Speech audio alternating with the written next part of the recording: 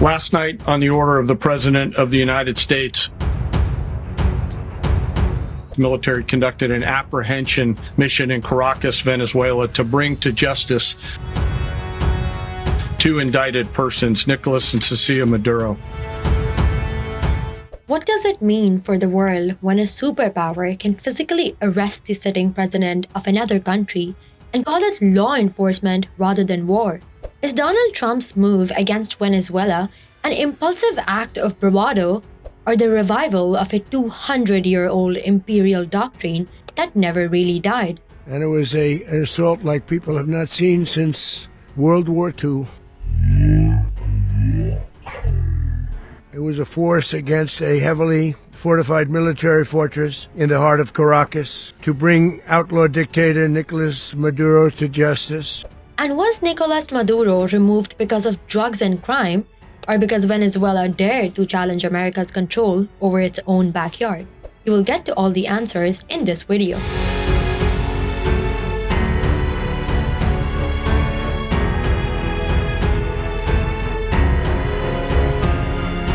Today, we are witnessing one of the most shocking geopolitical events of recent years, an event that forces us to revisit 2 centuries of American foreign policy, imperial logic, and the long troubled relationship between the United States and Latin America.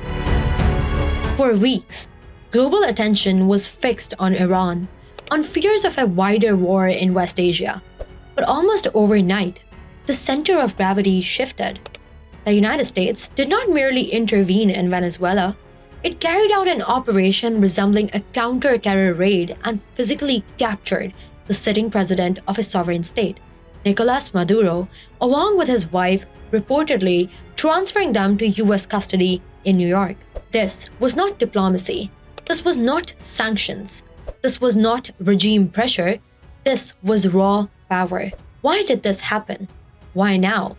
And what does it tell us about the return of the Monroe Doctrine in the age of Trump? The manner of the operation stunned even seasoned observers. It looked less like international law enforcement and more like raid, swift, secretive, and dismissive of sovereignty. A sitting president was treated not as a head of state, but as a criminal suspect, likened in United States narratives to a drug lord. This framing is critical. By labeling Maduro a narco-terrorist, meaning the involvement of terrorist organizations and insurgent groups in drug trafficking, the United States attempted to delegitimize Venezuela's government altogether, turning regime change into a law enforcement exercise rather than an act of war. The message was unmistakable. Sovereignty in Latin America is conditional, revocable at Washington's discretion. While Donald Trump's political style is unusually blunt and theatrical, the logic behind this move is not new. What we are seeing is a reassertion of American hemispheric dominance, particularly as the United States recalibrates its global priorities. Under Trump, the United States has tacitly accepted that it cannot fully dominate China in East Asia or decisively weaken Russia in Eastern Europe.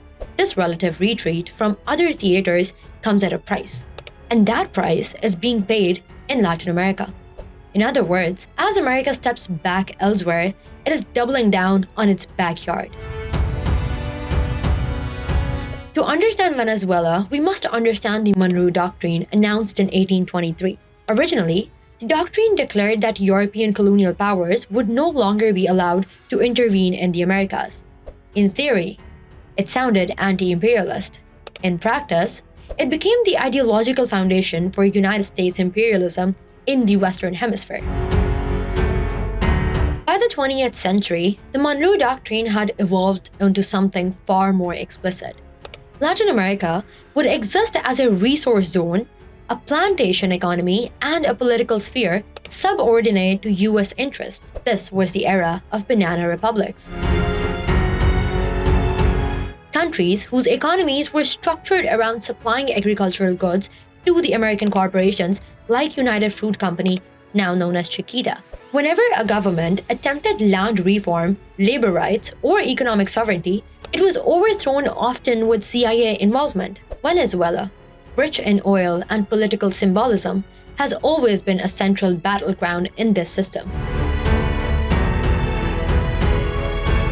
Venezuela's modern political identity is rooted in Simón Bolívar, the revolutionary who dreamed of a unified independent Latin America free from imperial control.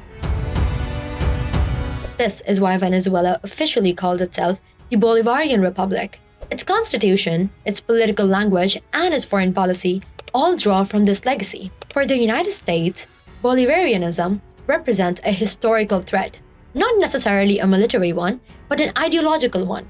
It challenges the idea that Latin America must remain fragmented, dependent, and subordinate. This ideological challenge intensified under Hugo Chavez, who openly confronted American power, condemned the US wars, supported Palestine, and spoke bluntly at the United Nations, famously saying that George W. Bush had left the smell of sulfur behind him. The devil came here yesterday, and it smells of sulfur still today. From that moment onwards, Venezuela became an example, a warning to the rest of the region. One of the most important misconceptions in the current narrative is the claim that Russia and China were turning Venezuela into a military outpost, comparable to Cuba during the 1962 missile crisis. This comparison does not hold. There were no Chinese or Russian nuclear weapons, no foreign missile installations, no standing military bases capable of threatening the US mainland. Had there been, the operation against Maduro would not have been so effortless. The real issue was never military. It was ideological and economic independence. Venezuela dared to speak of alternatives, economic, political, and moral. It rejected US sanctioned regimes, aligned diplomatically with Palestine, Iran, China, and Russia, and challenged American narratives at a global forum. That alone was enough. China and Russia's involvement in Venezuela has been primarily economic and diplomatic, not military. Like the Soviet Union during the Cold War, China offers investment, infrastructure, and trade without the political conditionalities imposed by Western institutions. For countries escaping American economic pressure, this is not subversion, it is survival. But from Washington's perspective, even this limited involvement is unacceptable. The Monroe Doctrine does not merely oppose foreign armies in Latin America, it opposes foreign influence of any kind that weakens the United States' control. Thus, Maduro was accused of everything from narco-trafficking to Hezbollah links, claims that many analysts view as exaggerated or instrumental rather than evidence-based. This operation was not only about Venezuela, it was a signal to Colombia's left-leaning leadership, to Brazil under Lula da Silva, to labor movements, indigenous struggles, feminist organizations, and student unions across the continent. The message was clear. Push too far, speak too loudly, defy us ideologically, and you will be criminalized, isolated, or removed. First you are called a dictator, then a terrorist sympathizer, then a narco-criminal, and finally, you are taken away like a fugitive. This moment should resonate deeply in countries like Pakistan as well. Global powers do not act on morality, they act on national interest. States exploit internal divisions, diasporas, political volatility, and ideological fault lines wherever they can.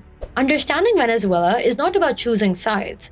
It is about understanding how power works, how narratives are constructed, and how sovereignty is selectively respected. The capture of Venezuela's president marks a dangerous escalation in the US behavior, a return to naked imperial authority under the language of the Monroe Doctrine. It tells us that the age of subtlety may be over, that empire no longer feels the need to pretend. And it reminds us that in the global order, ideology can be more threatening than armies, and sovereignty is only as strong as the power backing it.